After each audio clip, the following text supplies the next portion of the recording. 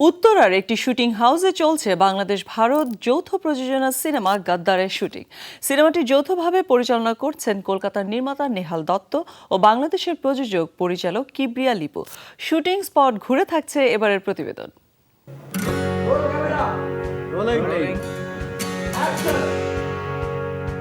সিনেমার নাম গাদ্দার। যৌথ প্রযোজনার এই সিনেমার মধ্য দিয়ে প্রথমবারের মতো বাংলাদেশের সিনেমায় কাজ করছেন কলকাতার এ সময়ের নায়িকা ঋত্বিকা সেন। আমাকে নেহালদাই ফোন করেছিল, ফার্স্টে ফোন করে আমাকে স্টোরিটা যখন বলে, মানে দেখা করলাম, তারপর স্টোরি যখন বললো, তখন আমি ফার্স্টে স্টোরি লাইন শুনে খুব ইমপ্রেসড হয়ে গেছিলাম। খুব ইউনিক একটা স্টোরি লাইন।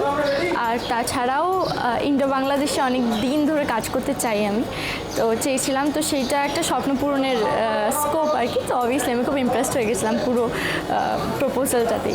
ঋত্বিকা এই সিনেমায় জুটি বেঁধেছেন এ সময়ের নায়ক শ্রাবণ খানের সাথে। কাজের বোঝাপড়া আর সিনেমায় নিজেদের চরিত্র নিয়ে কথা বললেন এই জুটি। অনাথ ছেলে, যার কোনো ধর্ম পরিচয় কিছুই ছিল না, তো সমাজের রাস্তাঘাটে বেড়ে ওঠা ওই ছেলেটা, তো তারও ছত্রছায়া সে একটা সময় মানে কিলার হয়ে যায়। দেন কিলার হয়ে এই ছেলেটার মানে সমাজের চোখে গাদ্দার হয়ে যায়। এখানে আমার সিঙ্গেল ক্যারেক্টার নয়, এখানে অ্যাক্টিং স্পেসটা অনেক। এখানে আমার দুটো ডাবল ক্যারেক্টার রয়েছে। একটা ক্যারেক্টার যেটা এক্সপোজ করা হচ্ছে মেইনলি, সেই ক্যারেক্টারটা হচ্ছে খুব মিষ্টি একটা ইন্ট্রোভার্ট একটা মেয়ে, যার খুব ড্রিমি সিকোয়েন্সেস রয়েছে যখনই এন্ট্রি হচ্ছে মেয়েটির। সে খুব মানে আন্তরিক একজন মানুষ এবং আমার সাথে খুব ভালো বন্ধুত্ব তার, এবং আমরা কাজটাকে এনজয় করছি। বাংলাদেশের ভেনাস মাল্টিমিডিয়া ও কলকাতার ভিশন এন্টারটেইনমেন্টের ব্যানারে নির্মিত এই সিনেমাটি নির্মাণ করছেন কলকাতার নেহাল দত্ত ও বাংলাদেশের কিবরিয়া লিপু। বাংলাদেশের লাস্ট আমার ছবি রিলিজ হয়েছে, যেটা আমি আর সুমন ভাই দুজনে মিলে ডিরেক্ট করেছি, আঙ্গার ছবিটা যেটা আমরা করেছিলাম, সেটা আমরা একদম অনেস্টলি আমরা নিজেদের মতন মেকিং করলেও কিন্তু ওটা একটা কনসেপ্ট ছিল, তামিল ছবির কনসেপ্ট। গাদ্দার কিন্তু এইখানে একদম মৌলিক গল্প। যে কোনো বিষয়ে বাংলাদেশের যে কোনো কাজ করতে যাবেন একটা সমালোচনা হবে।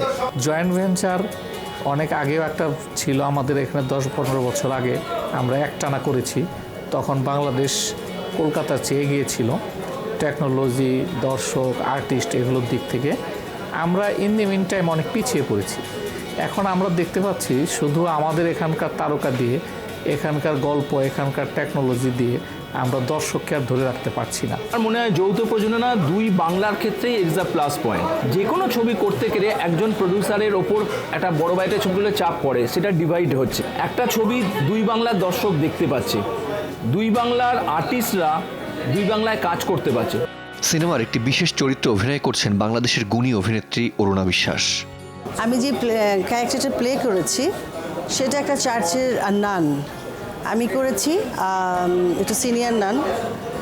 হিরো বোধ হয় আমার কাছ থেকে আশ্রিত থাকে। বাঙালি হিসেবে, বাংলাদেশি হিসেবে আমি চাই যে আমাদের উপরেও জাস্টিসটা হোক প্রপারলি। যে ধরেন ওনারা তো জানেন না যে কোন আর্টিস্ট কি কত বড় মাপে, তো ওনারা যদি সেটা বুঝে শুনে নেন, একটা স্টাডি করে, যে একটা ছক কাটে যে এই আর্টিস্ট এইরকম মাপের বা তার রেঞ্জটা এত পর্যন্ত, তাহলে হয়তো ক্যারেক্টারাইজেশনগুলো করতে ওনাদের জন্য সুবিধা হয়।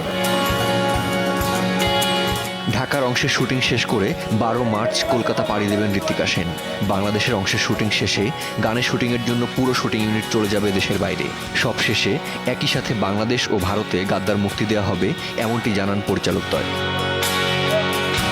Kamrul Rifat, showbiz tonight.